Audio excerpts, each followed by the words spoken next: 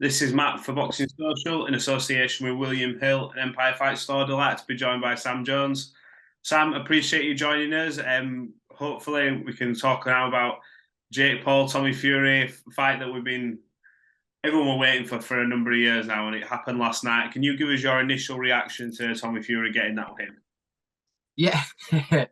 Listen, it was people can say it wasn't, but it was. It had that big fight feel about it, didn't it? It really did. I remember watching Tommy walk to the ring and feeling quite nervous for him. You understand what I mean? Because listen, let's have it right. The weight of the world was on his shoulders. The weight of the world was on his shoulders. His own left in Saudi, boxing fraternity laughing at him forever. Like he had the weight of his world on his shoulders. And I don't care what Sean Porter's scorecard was or Richie Woodall's commentary was, which I thought was poor, to be honest with you. And by the way, I respect Richie Woodall. God's on his tube. Have loads of respect for him. But his commentary last night was poor. It really was. And he soundly outboxed him. Yes, he got caught with a jab and he got put over. Have you seen journeyman put top fighters over? Yeah, it happens. Do you understand what I mean? It happens. It's two men having a fight. Jake Paul last night was 100% better than what I thought he was going to be, and many other people thought he was going to be. However, you can have competitive one-sided fights, and that's what it was. Tommy was jabbing his nut off and won comfortably, in my opinion. Yeah, I was a bit baffled by the scorecard that had Jake winning, even with the knockdown. I was looking. It's bollocks. It is bollocks. The worst thing for me, when I heard the scorecard, I just thought, oh, please no. Like we see it often enough, and just because of the pressure on Tommy, you could tell but I think when Jake walked to the ring, I think someone put it online. I looked and thought he didn't look. For me, he didn't look his usual. I don't know. He looked like he was pressure. It's dawning on him. You have to understand, yeah. And someone messaged me on Twitter yesterday saying, "Oh, so what do you think? Was Jake better than what you thought he was, or was he a bigger puncher than Tommy? Probably. Jake has clearly got some pop about him, but there were two nervous young guys in the ring last night. Very nervous young guys, and the one with the better fundamentals won the fight. Yeah. It's that simple. It's not hard to break down. The fight wasn't even really hard to score, in my opinion. It wasn't hard to score. I gave Jake was it round 3? I think I probably gave Jake round 3. And then the one that he jabbed and put Tommy on the floor, I thought Tommy won that round, so I thought it was an even round. It was such a clear win for Tommy. And when I heard split decision, I was like, oh my God, they're not going to flipping job him. They can't do that to him, not with the pressure that's on his shoulders. And like, if Tommy rematch Jake Paul, right, which I don't particularly want to see, but if he does, he will knock Jake Paul out in the set, because the pressures, he'll lose confidence because he's been in the ring with him. And remember, Tommy Fury's 23, he's had 10 amateur fights, and he's headlining an 8-rounder with the whole world watching. Trust me, it takes some bollocks to do that. It takes some big bollocks to do that. And believe me, I know people are dying to, oh, look how he's celebrating. Listen, how would you feel if you got $2 million? Mate, I'd cry and tell Radio Raheem I loved him. You know what I mean? I have no... I'd have jumped over the rope. I'd have jumped over the ropes and climbed on Raheem's back and said, I love you. Like, mate, you lost the plot. $2 million, mate, for having an 8-rounder with a novice. Of course he's emotional. He had the weight of the world. Jake Paul, you know how he is. He's very clever. He brings in. He's very clever. Like, he's up here. Like he gets into your head. And Tommy, for 2 years, has had people coming up to him. Can you imagine the abuse he would have had online? The DMs. Oh, you get knocked out by a YouTuber. That's why he cried. Not just because he thinks it's a world title, but that really was his world title moment, like, for pressure-wise. And listen, let him have his moment, for God's sake. He's been trolled to fuck. Let him have his moment. $2 million for an 8-rounder. This is, do you know what I mean? Like don't criticize. Trust me, if any fighter that I've ever managed or looked after, if they got $2 million for doing an 8-rounder against a Jake Paul, believe me, they're crying in their post-fight interviews.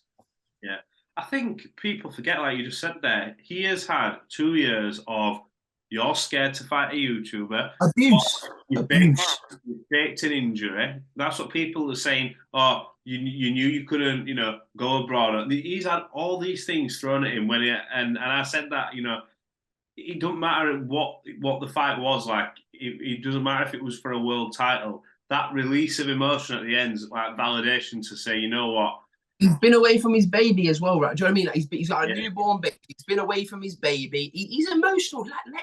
This is what I mean. You can't show emotion. Oh, he's looking at the celebration. He's beat a YouTuber. Mate, you put yourself in his shoes. Believe me, you're feeling emotions. Well, I was so happy for him yesterday. So I was just thinking the relief of doing that. Do you understand what I mean? Like, it's absolutely like, oh God, I can breathe. I can not worry about going to a boxing show and being laughed at. I'm like, listen, but Jake Paul, he was very good. Do you know what I mean? But like you saw, like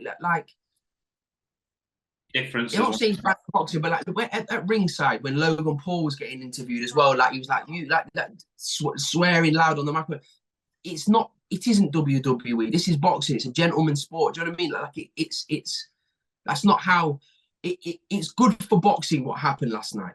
But Jake Paul needs a lot of credit because he went the distance. He did put Tommy on the floor. It was competitive, even though Tommy was a very clear winner. It was competitive in stages. If Jake Paul wants to carry on boxing, he can. But if I'm telling Jake Paul, I'll be like, listen, go and fight KSI. Go and fight in the influencer world because you're gonna. It's a hard old route go and fight like. Even if Jake wants to go the bridgerweight route, imagine him against Babbage or somebody like that. I'm just saying, for example, an example of an opponent. Like, you don't need that in your life, Jake. Go and box in the influencer world. But if he wants to try his hand in professional work, let him do it because he's. Listen, no matter what anyone thinks, he's brought a lot of eyeballs. He has, rightly or wrongly, onto the sport. And last night, an 8-rounder headlined a pay-per-view fight last night, rightly or wrongly. 100%. What do you think? What do you think he will do next, though? Because if he takes the fight with Tommy, I mean, for me, I saw it as a clear win for Tommy. Like anybody with anybody with any amount of knowledge, if you don't like Tommy Fury, fine. If you like Jake Paul, if you're scoring that fight, it was relatively easy to score last night. But does Jake surely isn't going to go down, like you just mentioned, the routes there of, if he did a bridge away with Babbage, because he's at that point now where he doesn't need money. So this will really tell us how much he loves boxing, what he wants to do. Yeah, 100%. Like, listen what I mean. I'm just happy because I hope now people can see, even though, yes, I've never said Tommy's going to be a world champion, by the way, but Tommy can fight. I've just said Tommy can fight and Tommy can box a bit. And last night, the guy with the more fundamentals went. But anyway, separating that, there's a difference between influencer white collaring and boxing, the art of boxing.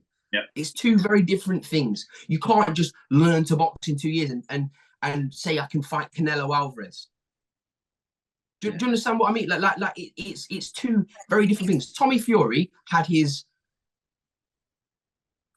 York Hall moment like yesterday. Do you know when a prospect, the David Adelaide against Sokolowski, Conor Benn against fucking Paynard, just thinking of names where you thought, fucking hell, I've been in a tear up there, but you learn a lot from it. Do you understand what I mean?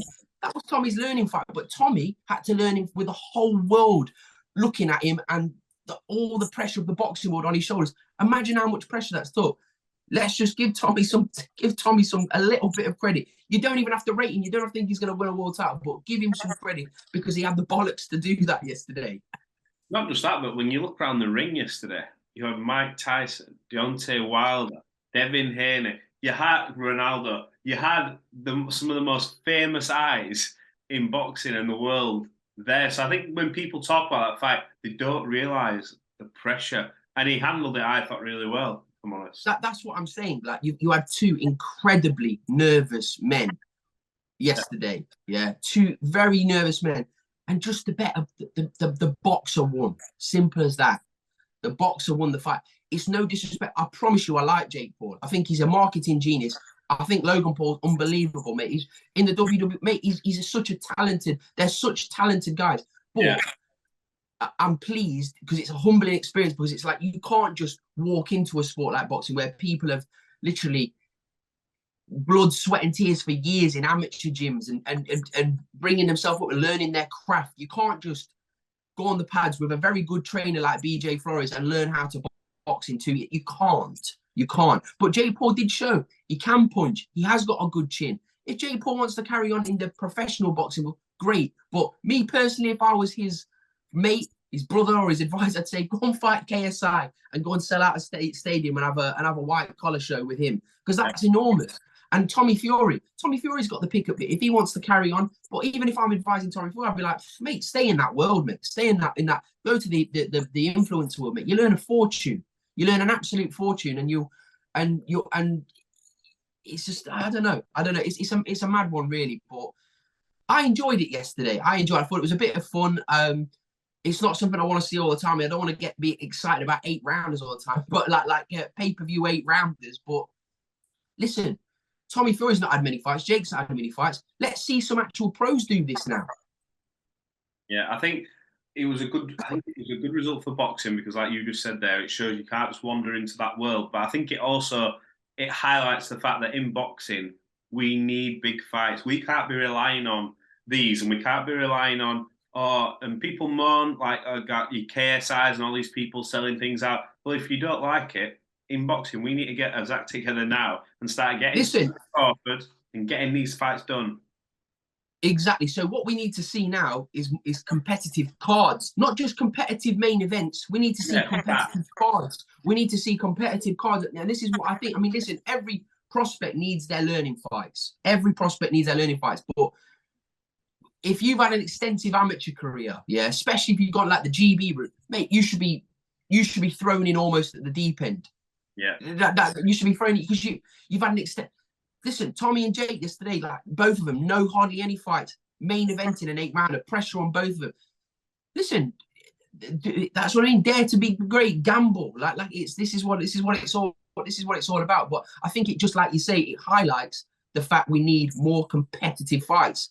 Because yesterday we were interested because, I mean, I'm not just saying this, but I was certain Tommy Fury was going to win yesterday. I was certain of it. I thought he'd have won by knockout, but he won clearly. But it divided opinion. You saw it. Like people like respect a bit, react for. I seen him tweet, I think Tommy Fury's going to win. David Hay. But to be fair, David Hay never picks any with anyone with a surname Fury. He is not picking you to win a fight. Yeah, I know. He's a unique case. I mean, I remember I spoke to him about, I think, was it about the Dillian fight or the Chisora fight, and he's still backed against Tyson no matter what, even after all the while. Yeah. I think he does. I actually do think he does it just simply to wind John Fury up, to be honest. So do I. We'll probably end up seeing on the undercard of Jake Paul, Tommy Fury 2, David Hay against Gypsy John Fury. Well, can you imagine the build-up? It'd be some build-up, wouldn't it? It'd be some build-up. No, just joking. But no, I thought, listen, just give Tommy his props. Come on, give him his props. Like, I know that you don't have to think he's gonna win a world title. You don't have to think he's gonna go on to be the next Tyson Fury and be the next big thing. Give him his prop for his bollocks alone. That's all I'm saying. 100%. Right. Just one more thing. Let's talk about a big fight that has finally been made and announced, which I'm relieved to see been made, because I know I'm going to it. Ryan Garcia, Gervonta Davis, Las Vegas. Now, when you talk about fights, that's one that gets your juices going, doesn't it?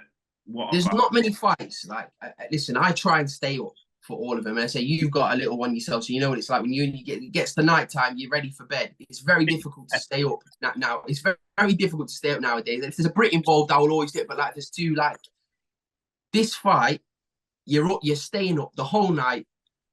Bowl of pop. That is what boxing needs. This fight. It's a super fight. I genuinely believe that. And I'll be honest with you. I thought at the beginning, Tank's just going to chin him in 3 rounds, right? I think Ryan Garcia's got a chance in this fight. I'm not saying he's going to win, but I just think he's the more of the talented of the two, is my honest opinion. He's more of the talented of the two. Tank's just got that proven dog in him. Do you understand what I mean? Which is why I make him the favourite. But I thought it was going to be one-sided in Tank's favour. I don't think that anymore. My mind will probably change again, by the way. But I just have this sneaky feeling Ryan Garcia is going to really, really shock people in this fight.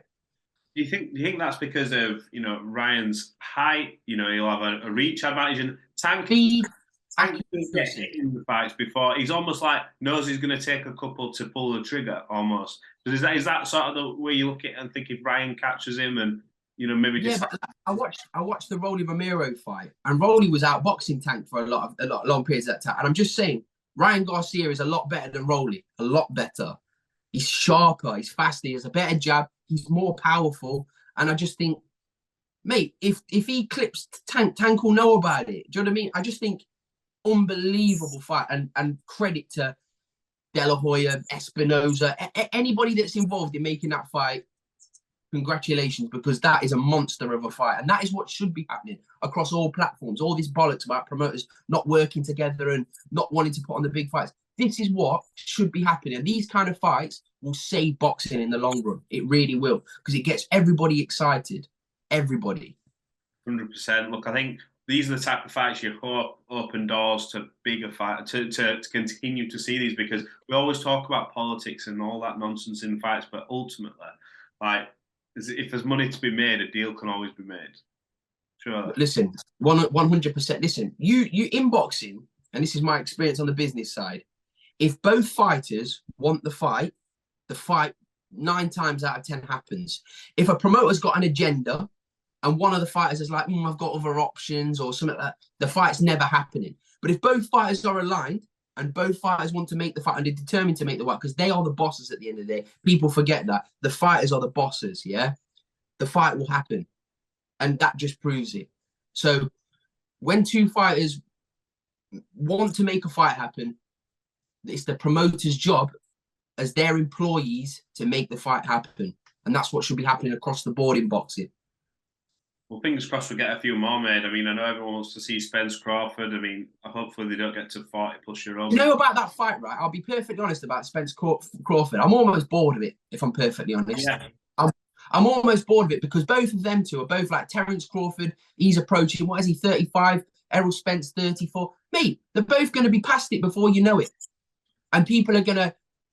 Listen, both of those two, right, who I respect greatly, believe that fight is worth more than what it actually is worth. And that's the bottom line of the reason why the fight's not happening. Because if you're giving Crawford 10 million to fight Avanesian, and then Al Heyman saying, oh, here's 13 million to fight Spence, you're thinking, Avanesian, Spence, what? And that's the reason why the fight's not happening.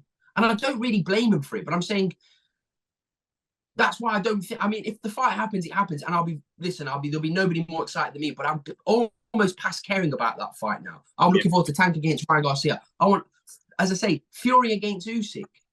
There's big problems in making that, because Tyson thinks he's worth this, which he is, and Usyk thinks he should be getting this because it's the undisputed, and he's kind of right.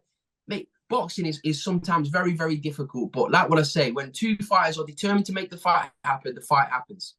Yeah, we saw Deontay Wilder there as well, and I know I saw someone put camera in his face, and there was an embrace almost between Wilder and Fury. Something that I never really thought we'd see, because obviously he seems to have taken the defeats quite bad as Wilder. But there's talks of a fourth fight. I mean, even though how the 3 fights went before, it's still anything Deontay Wilder's involved in, though, it's always going to have that. Anything that Deontay Wilder's involved in, I'm paying for, because he is certified box office. Yeah. Wilder can be getting the shit beaten out of him all the way through the fight. 1 second. Bang, yeah. Just 1 second. Deontay Wilder's, I'm so happy he's having his last run in the heavyweight division, because he's so excited. He's so excited. And the fact he's promoter free now makes it even more exciting now, because these other fights will happen. I mean, it's and listen, if Fury Wilder 4 happens, then mate, sign me up. I'll watch that again. Yeah, there's a lot there's a lot of worse fights that are getting made. I mean, I prefer to see Fury Usyk so we have one champion, but I wouldn't. Usyk against Tyson Fury. I'll be perfectly honest about that fight. We'll say call them 1 and number 2. That's fair in the division. Yeah, we'll call them 1 and number 2. Whichever order you want to put them in. But I think it's got stinker written all over it. Style-wise, it could do. This is just my opinion, mate. I might be wrong. I'm not saying I'm some. I'm just saying from the way I see those two measuring up against each other, stinker written all over it. And I think Tyson Fury would win the stinker pretty comfortably. What do you base that on? Tyson's size, or just because Usyk's awkward, Tyson's awkward.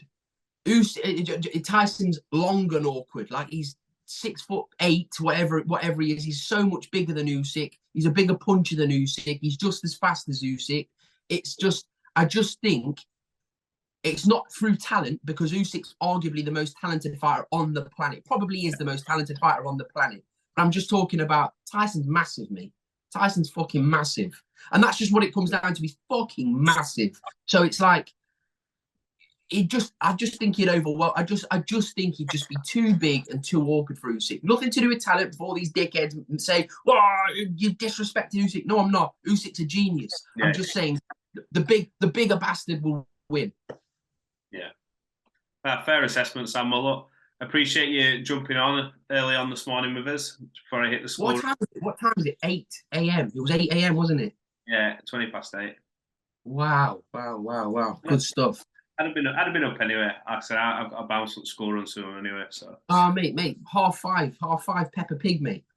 Oh, God, really? 5:30 Peppa Pig. 5:30 Peppa Pig. 5:30 Peppa Pig, mate. So now I'm wide awake, mate. I could have done this 2 hours ago. No worries. Well, look, Sam, appreciate your time as always. Good catching up. We'll talk sooner when the next big fight comes up. I appreciate it, bud. Top man, mate. See you in a bit.